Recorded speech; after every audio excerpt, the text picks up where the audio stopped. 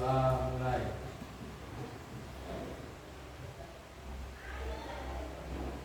Doa selesai. Terima kasih. Hari ini alhamdulillah diberi kesehatan bisa bertemu lagi. Sebelumnya kita presensi dulu. Untuk hari ini ada yang tidak masuk. Semua. Berarti nihil ya. Alhamdulillah. Untuk mengawali kegiatan pembelajaran hari ini, mari kita menyanyikan lagu Indonesia Raya dulu bersama. Ya, silahkan untuk berdiri.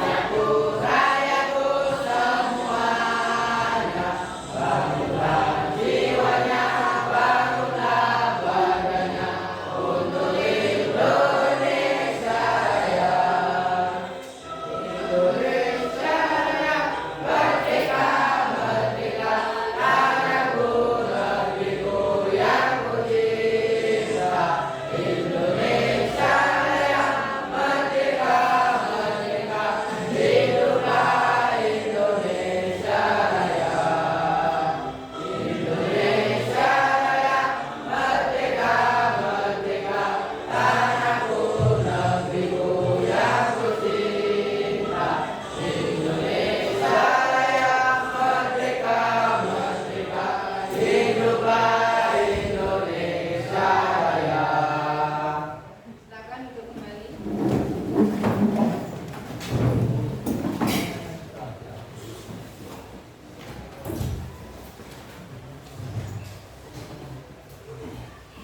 Pada pertemuan kali ini kita masih melanjutkan dengan tema Swaka Megantara kita yang kemarin ya. Saja kita pertemuan kali ini ya, berkolaborasi dengan Ibu Fasilitator yaitu Ibu Mutia yang akan nanti menyampaikan materi pada pertemuan kali ini ya. Disimak. Ayo, silakan sampaikan. Oke, terima kasih Bu Salim. Assalamualaikum warahmatullahi wabarakatuh. Waalaikumsalam warahmatullahi wabarakatuh. Ya, materi yang tadi betul yang disampaikan oleh Bu Salim, yaitu terkait dengan materi hari ini, yaitu dampak konflik yang tidak terselesaikan.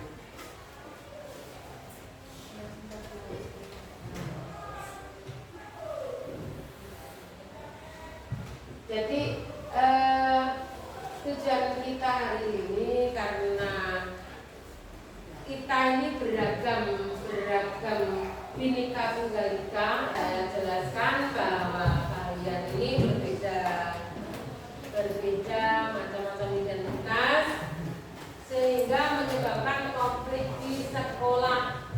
Apa penyebab konflik di sekolah? Yaitu perbedaan nilai dan budaya, masalah komunikasi, persaingan atau ketidaksetaraan, masalah sosial dan ekonomi, perbedaan gaya belajar. Dari macam-macam ini tadi gambaran pertama yang sudah saya terangkan terkait dengan identitas macam-macam kalian yang memiliki identitas yang berbeda tadi sehingga menyebabkan konflik, yaitu tadi perbedaan nilai dan budaya karena identitas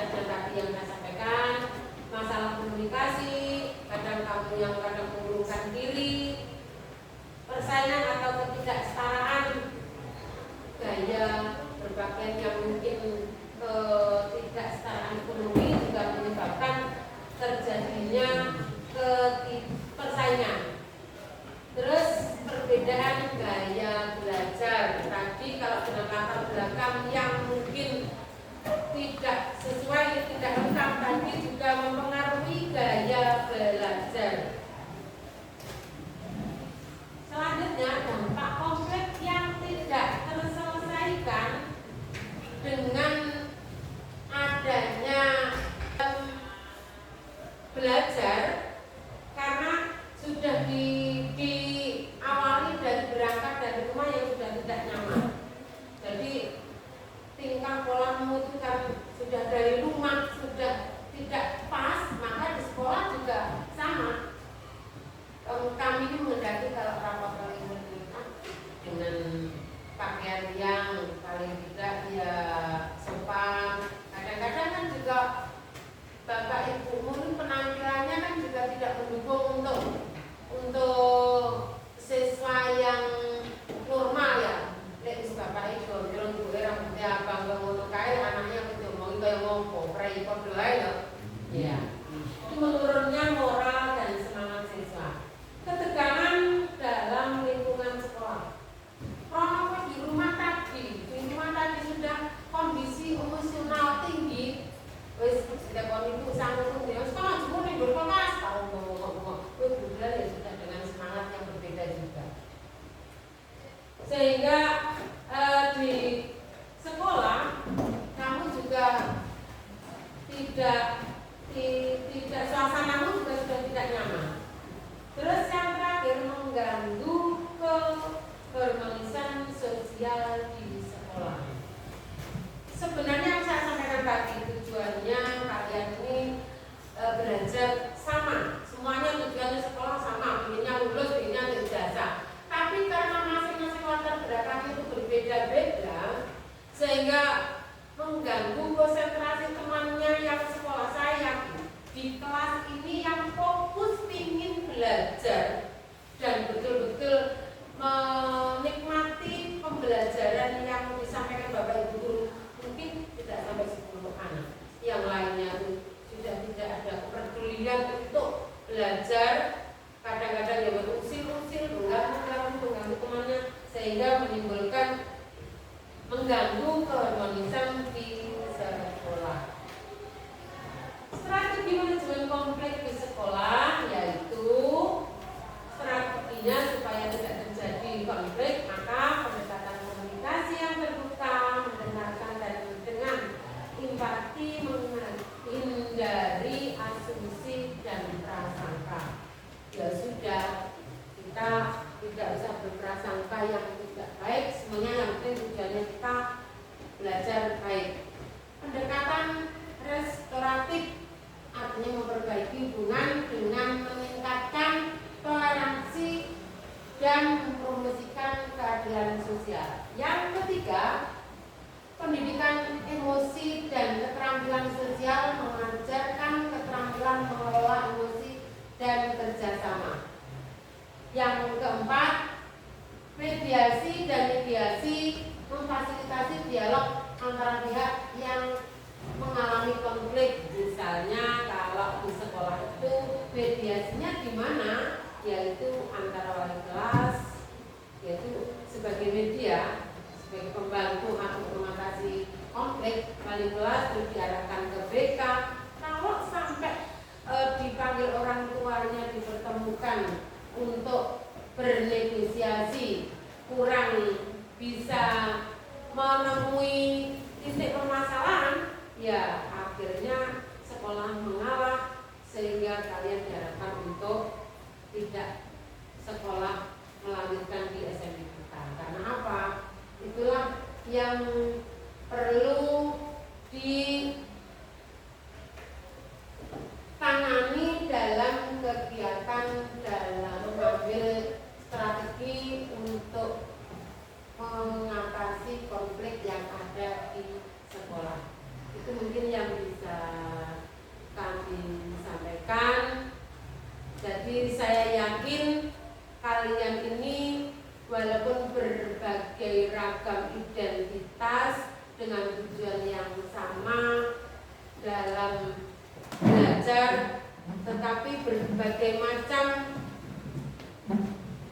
identitas yang kalian miliki, mudah-mudahan kalian bisa memahami supaya tidak terjadi permasalahan-permasalahan di sekolah, sehingga tetap belajar menghasilkan hasil yang sesuai dengan harapan kalian dan juga orang tua.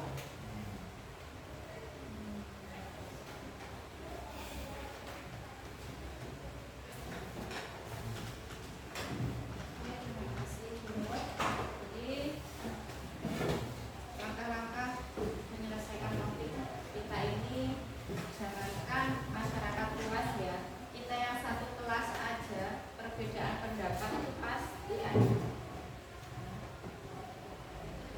Misalnya contoh kecil, ketika ada kegiatan mungkin ditunjuk untuk mewakili kelas, ada yang mau, ada yang tidak. Ketika ada kegiatan yang berkaitan dengan partisipasi seluruh kelas, biasanya juga kurang kompak. Itu jadi bisa terjadi karena kita merasa bahwa saya tidak cocok dengannya, saya tidak mau kalau nanti dengan dia, saya maunya tampilnya dengan meski saya. Itu yang sering terjadi. Jadi yang harus kita pahami bersama bahwa di sini kita sama-sama, kalau di kelas ini kita sama-sama satu kelas ya. Yang kita bawa bukan individu tetapi kelas 8A. Jadi ketika ada hal yang berkaitan dengan partisipasi kalian, diharapkan kerjasamanya yang pernah berkonflik dengan teman? Pernah? Sampai baku hantam mungkin? Kira-kira untungnya apa? Untungnya apa? Tidak ada. Tidak ada. Dapatnya apa? Tidak ada. Kalau laki baku hantam ya, kalau